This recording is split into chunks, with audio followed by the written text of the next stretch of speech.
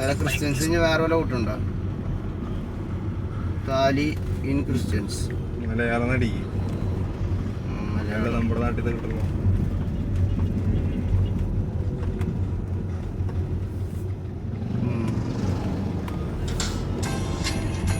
ഇതിനൊക്കെ എന്താ വ്യൂസാ? എല്ലാവർക്കും ആവശ്യമുണ്ടേ. ഇത് ഞാൻ നാളെ വീഡിയോ ഒക്കെ പോവാം. സെയിം തന്നെയാണ്.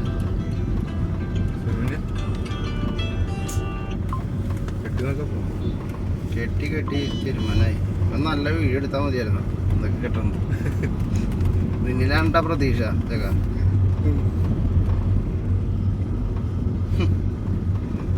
എങ്ങനെയോ കിട്ടിയോ തനി സെറ്റ് കടുങ്കട്ട്. ഇത് വെറുതെ കടുങ്കട്ട് കിട്ടലായിരുന്നു. ഇത് പ്രത്യേകിച്ചൊന്നുമില്ല. ഇത് അങ്ങോട്ട് തിരിക്കുന്നു പറയുമ്പോഴാണ് ഈ പ്രശ്നം വരുന്നത്.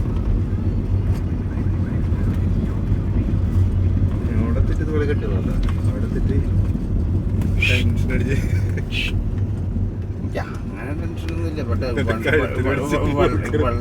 ഈ വെള്ളക്കാരാലോചിച്ചിട്ടുള്ള ടെൻഷനുള്ളൂ.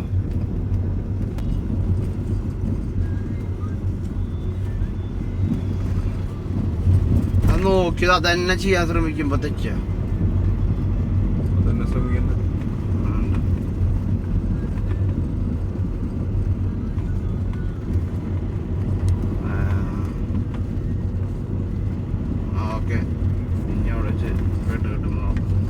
ഫസ്റ്റത്തെ കെട്ടിയിട്ട് അത് കുരുങ്ങാതെ നോക്കിയാൽ മതി. കാരണം ഫസ്റ്റത്തെ കെട്ടി ടൈറ്റ് ചെയ്യാൻ നോക്കരുത്. കഴുത്തിൽ കുരുങ്ങും.